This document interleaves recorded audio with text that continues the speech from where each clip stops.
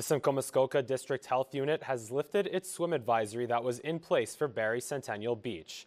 An advisory was in effect until today, as the health unit said that water tests were previously showing high bacteria levels. Today, the city and health unit reported that bacteria levels are now in an acceptable range for recreational water use. Gravenhurst, Innisfil, Severn, Tay, and Tiny all have beaches with swim advisories that are still in effect.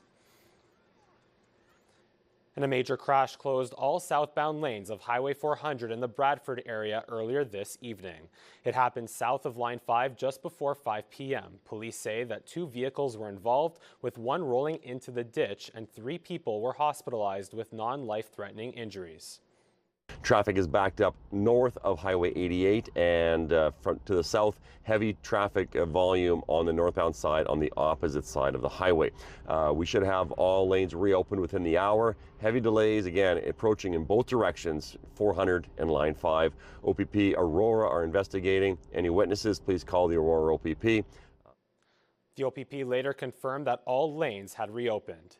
And police are searching for a suspect involved in an alleged hit and run in Muskoka Lakes Township. According to Bracebridge OPP, a white 2016 Dodge Ram rear-ended another vehicle last Thursday on Muskoka Road 118. Police say the suspect abandoned his vehicle near Leonard Lake Road 1 and fled on foot. The OPP K-9 and emergency response units searched the area but were unable to find him. The suspect is described as a man appearing to be 30 years old with blonde hair and a reddish beard. Now let's take a first look at the forecast, starting with our satellite radar. A lot of precipitation starting to make its way into the region and cloud cover as the air is getting smoky from all the wildfire smoke. Taking a look now at our current temperatures outside your door, not as much of a humidity factor that we were seeing earlier this week. 19 degrees in Barrie, 21 degrees in Orillia, 18 degrees in Collingwood. We'll have your full forecast coming up in just a bit. And now to a legal battle involving Simcoe County District School Board trustee Lisa Marie Wilson, who says she's been targeted and taken to court by the board seeking her removal. CTV's Mike Arcelides reports on the school board drama. Fighting this is bigger than just me, and so that's the only reason that's kept me going. The Simcoe County District School Board has taken trustee Lisa Marie Wilson to civil court, arguing before a judge that Wilson be removed as school trustee for leaving the province on a temporary work secondment last year, making her unable to attend board meetings in person. There's been lots of other trustees around the table who've participated electronically through this whole process, yet, you know, them knowing that I was on this work secondment, I'm the one who became the target. The school board is arguing Wilson violated legislation under Section 219 of the Education Act by living out of the province and attending meetings virtually, and that she therefore vacated her seat while working temporarily as a probation and parole officer in Halifax, Nova Scotia. The defense called the civil action against her a witch hunt, arguing Wilson, who had informed the chair of her secondment, did nothing wrong and was still attending school board meetings online. Her lawyer, Jeff Boleski, told the court Wilson always intended to return to Barrie, as she informed then-chair Jody Lloyd last August. In court, Boleski alluding to a vendetta and some sort of animosity against Wilson by other board members, with a tipping point being when Lloyd lost her seat as chair, with Wilson casting the only vote that wasn't blind. Wilson says the legal fight appears to be personal. I know that the board's lawyers, who are a firm out of Toronto, are not cheap. And a lot of taxpayer dollars has gone into this. The board's lawyer, Leslie Campbell, argued Wilson failed to meet the minimum threshold under the regulation, requiring mandatory in-person attendance for at least one meeting every 4 months each year. Telling Justice Joseph DeLuca Wilson did not attend a single meeting in person between November of 2024 and March of 2025, and the board failed to properly follow and enforce the protocols in place. We're struggling with our nutrition programs, you know, Chromebooks for students. We have lots of concerns with transportation and busing. So many families and students in need. Yet this is how, you know, they're deciding to spend a whole bunch of money. Wilson's annual salary as an elected Simcoe County District School Board trustee for Wards 7 to 10 is about $14,000. Campbell told the court the board was not seeking costs for the proceedings. Wilson's legal costs are double her annual trustee's salary. A GoFundMe has been created to help Wilson pay her legal bills that she's had to put entirely on her credit card. Her lawyer telling the court Wilson should receive costs after having her name dragged through the mud. I can't be blind to the fact, too, that I'm their only and first Black elected trustee. The Simcoe County District School Board declined to respond to that comment or discuss the civil case until a ruling has been made. Justice DeLuca says he plans to deliver his decision in the coming months. Mike Arsledy, CTV News, Barrie. Both the U.S. and Canada decided to hold interest rates steady today as they await the impacts of tariffs and trade talks. The Bank of Canada held its benchmark interest rate at 2.75, with just 2 days to make a deal before U.S. President Donald Trump's deadline. Here's CTV's Rachel Aiello on what comes next. The lack of clarity over whether the Canada-U.S. trade war is about to be over or is about to escalate is clouding this country's economic outlook, prompting the Bank of Canada to hold its key interest rate. Uncertainty about U.S. tariffs on Canada is still high. Discussions between Canada and the United States are ongoing, and U.S. policy remains unpredictable. Today, this country's top banker said future inflation projections hinge on Prime Minister Mark Carney and U.S. President Donald Trump making a deal. The tariffs have a permanent effect on the economy unless they're removed. The decision was widely forecasted by the big banks, but it shocked Ontario Premier Doug Ford, who said it's never been more important to stimulate growth and called on the central bank to cut interest rates now. How would you respond to that? Look, we take our decisions independently of the political process. We are going to make sure that a tariff problem does not become an inflation problem. That tariff problem only growing today, with Trump ending a tariff loophole that allowed low-cost goods to be imported into the U.S. duty-free, and announcing 50% tariffs on certain copper imports. The sudden trade action followed by Carney conceding an August 1st agreement may be unattainable. We're seeking the best deal for Canadians. We have not yet reached that deal. Negotiations will continue until we do. Though Trump's envoy to Canada still thinks there's a chance of an agreement by Friday. It's Wednesday today, so you've got at least 48 hours and maybe up to 72 hours, but a lot of things happen at a close of a negotiation. For Canadian employers like Algoma Steel, time is of the essence. Today, the company suspended its dividend after reporting a dramatic drop in profits due to tariff disruptions. Rachel Aiello, CTV News, Ottawa. As Conservative leader Pierre Poilievre looks to secure a new seat in the House of Commons, he took part in a by-election debate last night in the Alberta riding of Battle River Crowfoot. Look, I'll be honest, having a leader of a political party as your local member of parliament is a trade-off. On the one hand, the leader, in truth, lives in hotel rooms. At the other side, though, is that leader can bring a very powerful megaphone to the local issues of the community. I firmly believe that Monsieur Poilievre is too busy with his own personal ambitions to give a rat's backside about us. 10 candidates took part in the debate, although more than 200 have registered to run for the seat. Contenders answered a range of questions about immigration, healthcare, agriculture, and the economy. The by-election was triggered when elected MP Damien Curic resigned so Poilievre could run in his place after he lost his own Ottawa area seat in the spring election. The by-election is set for August 18. The Ontario government has torn up its $100 million contract with Elon Musk's Starlink internet service. The deal was signed to provide internet to around 15,000 homes in Northern Ontario. Ontario will now have to pay an unknown fee to break the deal, but the province says it is considerably less than the original contract. And Ontario is planning to double its medical isotope production in 5 years. The province is forming an expert panel to help boost output, working with hospitals, industry, and the Canadian Nuclear Isotope Council. Ontario's 3 nuclear plants already supply half of the world's isotopes.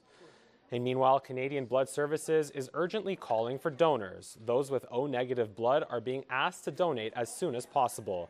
The organization says demand has seen a high this summer and maintains that supplies need to be maintained. O-negative is the universal blood type, and only about 7% of Canadians have it, but it can be used in emergencies for any patient in need. Patient records from 4 local hospitals are now just a tap away. Hospitals in Barrie, Collingwood, Midland, and Orangeville have teamed up to make health info available through Apple's Health app. Patients can now view test results, medications, and visit history right on their iPhones securely and instantly. And if you're looking for some fresh produce, it's that time of year where corn is popping up everywhere. Probably in about a week, we'll be able to pick this. Farmers are harvesting bountiful crops, and local markets are stocked with sweet and fresh Ontario corn. Harris Farms over in Springwater Township specializes in sweet corn and has crews picking them up at 7 a.m. each morning. But the lack of rain and heat stress has impacted their corn stalks. This year has been the driest in several years, and so it does add to the stress. We are harvesting less corn than is ideal. You know, if we have excess corn, we're selling it to maybe some other wholesalers who are selling it at their own store. This year it is down in yields. You might see a cob with little imperfections, and that's often due to the heat. Just so fresh from the farm. Just amazing. Picked daily. So you know it's fresh, and yeah, we just enjoy the sweet corn. We wait for when it starts. Harris Farms offers 3 varieties. Their peaches and cream is now available to purchase in store, and they hope to start picking yellow sweet corn this weekend. And still to come on CTV News, a tiny town with a big talent. Meaford's turning heads with a colorful summer art tour. Plus, we'll show you how a teapot collection brewed into something big. You're watching CTV News Barrie.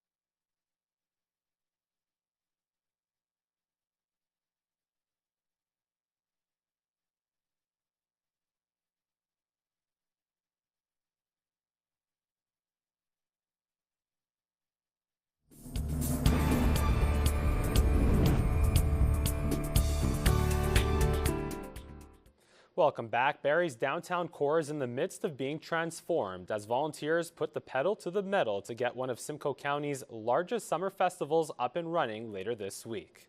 It's all good. We're just joking with you, dude. No problem, pal. Have a good day.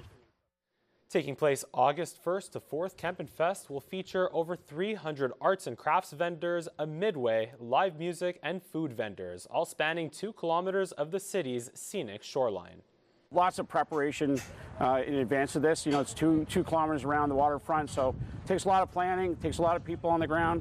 Right now, we're just getting the main stage set up at the South Shore Center, and we'll be good to go. This year, the event is celebrating 53 years, and as always, it is free for all to attend. Meaford is making waves this summer with Anchors Away. This charming South Georgian Bay town is showcasing 28 anchor-themed art pieces, all created by local talent aged 7 to 96. It's a self-guided walking tour with a map and artist stories, making it a fun way to explore Meaford art. The tour starts at a park to the museum in downtown, through the downtown core, some businesses, and the library and the beautiful parkette there, harbor, and then down, ending up at the Memorial Park. So there's all kinds of beautiful spots to go and visit and see. The Meaford Anchors Away tour will be on all summer, and maps are available to pick up at the Meaford Hall. In Huntsville, a local diner is pouring on with the charm with one of the largest teapot collections around. What started as a simple hobby has turned into a must-see attraction filled with unique, colorful, and quirky teapots from all over. Oh yeah, but look at the one with the bear in the bed. One of the last kind of family restaurants around here. I mean, we're not a box store. We're the good old-fashioned family restaurant with regular family food that we're just famous for fish and chips and our teapots. We counted at COVID and there was 643, and that didn't include the Christmas ones, which were kept away usually. We brought them out for the sale, but usually they're put away, and there's like 80 of those, so it's over 700. See that guy up there? He's $1,500. There's another one right there, almost the same, it's $250. It's one of the things when you come in almost every time you're having a peek at them and seeing if there's something different. I've had my eye on a few of them just because I've liked them, and for me I was able to end up with one of them. Just people have just been coming in. My servers are kind of getting mad at me because they're busy and people are coming in looking at teapots during the busiest times. But you know, that's what it is, and people are interested in it, especially the customers that have been coming here forever. They want a piece of Westside, so if Westside closes, they want a piece of it. I just want to enjoy life while I still can spend time with my grandchildren and be young enough and active enough to do that. So next time you're in Huntsville, be sure to drop by Westside Fish and Chips and take a sip of history and tradition. After 11 years of service, Barrie police dog Surge is retiring. The German Shepherd worked on nearly 800 calls, helped find missing people, drugs, and evidence, and even earned a life-saving award. Now he'll enjoy a well-deserved retirement at home with his handler and a new canine sidekick, Radar. And take a look at this new OPP cruiser outside the headquarters in Orillia. It's hitting the roads this summer in celebration of 50 years of the Franco-Ontarian flag, decked out in the flag's green and white colors. It honors Ontario's French-speaking communities and will be front and center at Franco-Ontarian Day in Sudbury on September 25th. Ontario boasts the largest French-speaking minority in Canada. And the numbers are in from this year's McHappy Day campaign. McDonald's locations in Alliston and Angus raised $12,500 for the Stevenson Memorial Hospital Foundation. The funds will be used to support the hospital's redevelopment, which will see new emergency services added, advanced imaging, and an MRI suite. Time now for a look at the extended forecast, starting with a live look outside with our CTV tower cam. The air is starting to get smoky as a special air quality statement is in place for much of southern and central Ontario, with wildfire smoke from the prairies moving into the region. Now let's take a look at our current temperatures. It's 19 degrees in Barrie, 20 degrees in Orillia, 18 degrees up in Parry Sound, a little bit of a chilly 13 degrees in Algonquin Park. Taking a look at our almanac now, we hit a high of 27 degrees, just a little bit above normal, not even close to that 37-degree high that we saw in 1916. Now taking a look at our satellite radar, the cloud cover should remain into the day on Thursday before a little bit of clearing by the evening, perhaps with clearing of the wildfire smoke. Taking a look at your forecast for tomorrow, 23 degrees is your high in Barrie, Wasaga Beach, Orillia, and Collingwood, 24 degrees in Midland and Penetanguishene, 23 degrees in Owen Sound. More sunshine in Upper York region, Bradford 25 degrees in Georgina and Newmarket as well, 23 in Orangeville. Up in Cottage Country, 24 degrees in Bracebridge, 24 in Gravenhurst with plenty of sunshine. Take a look now at your temperatures, or your 5-day forecast rather. Plenty of sunshine from Friday into the weekend for Simcoe County, and a mix of sun and cloud on Civic Holiday Monday, highs of 26 and 28 degrees. In York region, also plenty of sunshine, a high of 24 and 27. A bit of a chilly night on Friday, an overnight low of 10 degrees, and mix of sun and cloud into Civic Holiday Monday. And now up in Cottage Country, another beautiful weekend to go to the cottage. Plenty of sunshine, 25 degrees is your high on Friday, 26 on Saturday, and 28 degrees on Sunday. And that is a look at your 5-day forecast. The clock is ticking to get your tickets for one of the region's largest 50-50 draws. There's just over a half hour to go until the deadline for the early bird of the RVH Auxiliary 50-50 Community Draw, which has become one of the biggest fundraisers for Simcoe County's largest hospital. Right now, the jackpot is sitting at over $333,000, and money raised will go to support patient care and equipment needs. Ticket sales close for the early bird tonight at 11:59 p.m. with the draw set for Friday morning. And still ahead, we've got the top events happening near you this weekend to help you get ready and make the most of your days off. Plus, we'll bring you to Birmingham, where massive crowds line the streets for Ozzy Osbourne's final farewell. Stay with us. You're watching CTV News Barrie.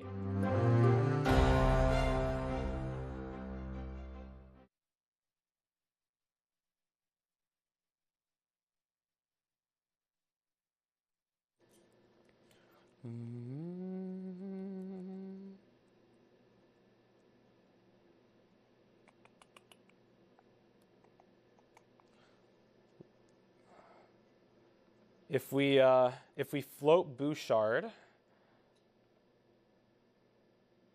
that wouldn't be good. How'd that happen? Oh, how did he become 10 under all of a sudden? No, 11 seconds. Do you want to float Bouchard? How? It says, oh, okay. Because we lost all that time. I guess that's what makes sense because of my reads. So if we lose 43 seconds, then we'll now be 32 light. Is that okay?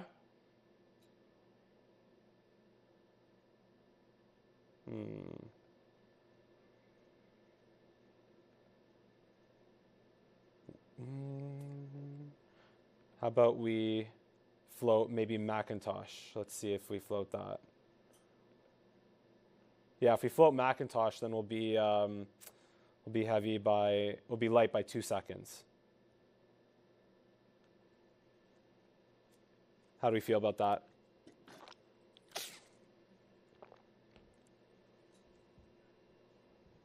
Okay, thank you. Yep.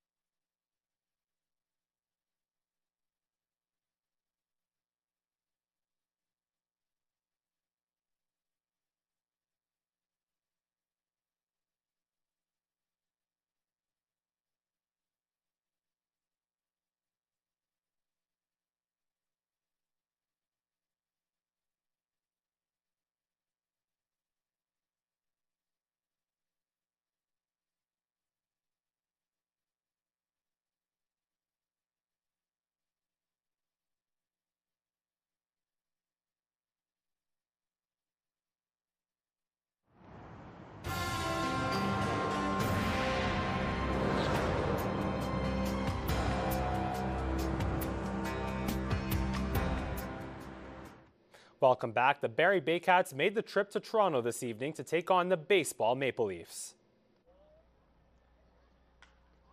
Justin Mara gets into this one, and it is gone. Oh, the Leafs broke out the big bats as they scored 6 runs in the 3rd inning. Despite a 6-run inning of their own, it wasn't enough as the Leafs would defeat the Baycats 10-6. Barrie is back in action tomorrow night when they take on the Welland Jackfish, and it won't be easy as they sit first in the league.